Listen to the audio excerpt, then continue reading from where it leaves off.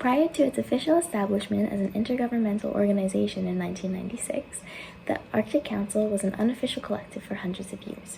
The Council prioritizes in maintaining a sustainable environment by promoting cooperation between indigenous communities and the governments involved.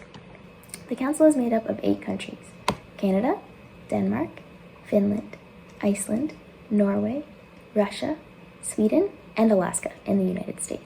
These consist of both indigenous and non-indigenous peoples, but is categorized into 4 different groups. The 8 Arctic states, as was previously mentioned, 6 organizations who represent the indigenous peoples of the Arctic, 6 working groups that oversee an array of critical subjects, and 38 observers whose status consists of government and non-government organizations from non-Arctic states. By transgressing borders of nation-states, the Council emphasizes how the Arctic is not the property of one country, but rather shared land amongst many countries to take care of. This includes both land-based care and also interpersonal relations between living beings in the North. These can include traditional practices, sustaining oceans and ecosystems, maintenance of language, and gender equality. Indigenous people in Canada are represented in 3 of the permanent participant organizations, one of them being the Inuit Circumpolar Council. The Inuit have played a central role in sustaining Northern Indigenous culture. Perhaps one of the most surprising facts of the Inuit history, in the context of our case study, is the latent effects of settler colonialism's attempt to erase Northern Indigenous culture. The segregation of the Inuit communities by the settlers who colonized caused the Inuit to be able to preserve their language and cultural practices. And as a result, they've been able to have the most reinforced language and cultural practices of all Indigenous communities within Canada. Their refusal to accept colonial place naming, allowed with the preserving of the central roles of women as leaders on the council, is a testament to their Indigenous sovereignty and self-determination. Settler colonial government systems were not only unsuccessful in their attempt to suppress their culture, but unintentionally aided in the group's growth and development. Each country that participates in the Arctic Council receives a 2-year term as head of the Council, during which they establish and act on their main priorities. Part of the Inuits' practice of daily resistance is reflected in their efforts within the Council towards sustaining the relations of non-human inhabitants in the Arctic. Canada's contribution to Indigenous rights during its chairmanship from 2013 to 2015 was the preservation of migratory birds, as well as many native plants. These are key food staples for Northern Indigenous communities.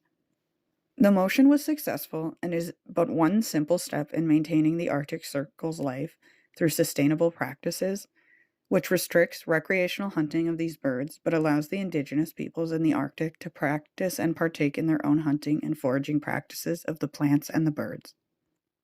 Implementing these practices at the intergovernment level resists the ways that these practices has been villainized by colonizers throughout history and reinforces the sovereignty of Indigenous peoples in the North.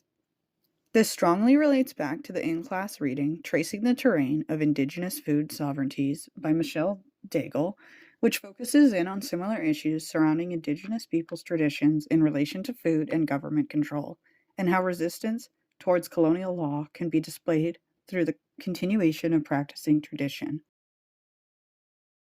It is critical to address tensions within the organization.